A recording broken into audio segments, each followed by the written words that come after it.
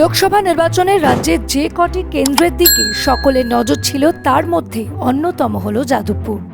বামেদের হয়ে এই কেন্দ্রে প্রতিদ্বন্দ্বিতা করছিলেন তরুণ নেতা সৃজন ভট্টাচার্য। প্রচার পর্বের ঝড় তুলেছিলেন সিপিআইএম প্রার্থী, কিন্তু শেষ পর্যন্ত জয় অধরা থেকে গিয়েছে। শুধু যাদবপুর নয়, রাজ্যে ফের একবার খালি হাতেই ফিরতে হয়েছে বামেদের। পরাজয়ের পর মাঝে কয়েকদিন সোশ্যাল মিডিয়ায় নীরবতা বজায় রেখেছিলেন সৃজন ভট্টাচার্য। অবশেষে নীরবতা ভাঙলেন সিপিআইএম এর তরুণ নেতা। খোলা চিঠি দিলেন যাদবপুরের সিপিআইএম প্রার্থী। খোলা চিঠিতে সৃজন লিখেছেন, হেরেছি তবে হাল ছাড়িনি। খুব কঠিন লড়াইতে ময়দানে থাকতে এসেছি, জিততে শিখতে এসেছি। এখানে কোনো শর্টকাট নেই, ইউটার্ন তো একেবারেই নেই। রুদ্র মোহাম্মদ শহীদুল্লাহর কবিতার মতো আর যাই হোক, পলাতক নই। যাদবপুর লোকসভার অন্তর্গত 7টি বিধানসভা আছে। তার মধ্যে 6টি বিধানসভা এলাকায় 2021-এর তুলনায় সামান্য হলেও ভোট বেড়েছে আমাদের। ভাঙড় বিধানসভা এলাকায় আলাদা লড়ে সিপিআইএম এবং আইএসএফ দুজনেরই ভোট কমেছে। যে 2,58,732 জন সহনাগরিক ভোট দিলেন আমাদের, তাদের ধন্যবাদ। যারা ভোট দিলেন না, তাদেরও ভরসার যোগ্য হয়ে উঠতে চেষ্টা করব আগামী দিনে।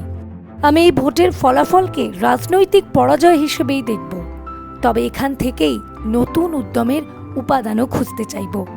আমরা এই ভোটের প্রচার পর্ব জুড়ে রুজি রুটি কাজের ইস্যুগুলিকে সামনে এনে তৃণমূল বিজেপির প্রচলিত তরজার বাইরে এক বিকল্প ভাষ্য গঠনের চেষ্টা করেছি। নির্বাচনের ফল বলছে, ধ্বংসাত্মক বিজেপি কমল দেশ জুড়ে, রাজ্য জুড়েও।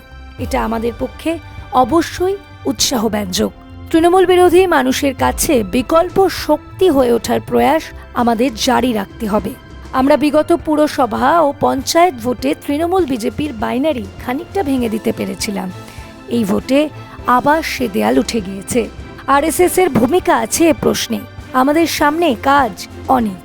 26-এর ভোটের আগে আবার ভাঙতে হবে তৃণমূল বিজেপির সাম্প্রদায়িক বাইনারি। বাড়ি বাড়ি গিয়ে বলতে হবে জীবন জীবিকার কথা। এই নির্বাচনে কংগ্রেস কর্মীরা আমাদের সাহায্য করেছেন বিভিন্ন রাজনৈতিক শক্তি ও ব্যক্তি। রাজনীতির সাথে যুক্ত নন এমন অনেক মানুষও বিভিন্নভাবে পাশে থেকেছেন আমাদের। আমি সবার কাছে কৃতজ্ঞতা জানাই। মিডিয়ার কর্মীরা যারা আমাদের প্রচারের খবর সাধারণ মানুষের কাছে পৌঁছে দিয়েছেন, তাদেরও ধন্যবাদ জানাই। ভোট প্রক্রিয়া চলাকালীন ও ভোট পরবর্তী সময়ে আমাদের পার্টি কর্মীদের উপর সন্ত্রাসের বেশ কিছু ঘটনা ঘটেছে। পুলিশ প্রশাসন আংশিকভাবে সক্রিয়, পুরোটা নয়।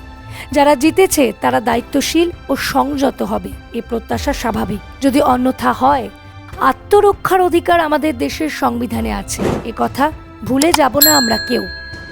এই 77 দিন ব্যক্তিগতভাবে আমার জন্য এক বিপুল শিক্ষণীয় জার্নি হয়ে থেকেছে। এত মানুষের ভালোবাসা, স্নেহ ও পরামর্শ পেয়েছি, যা আমার সারা জীবনে পাথেয় হয়ে থাকলো।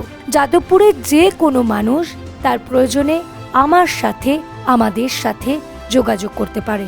আমরা আছি, আমরা থাকব, ইউটার্ন নেব না।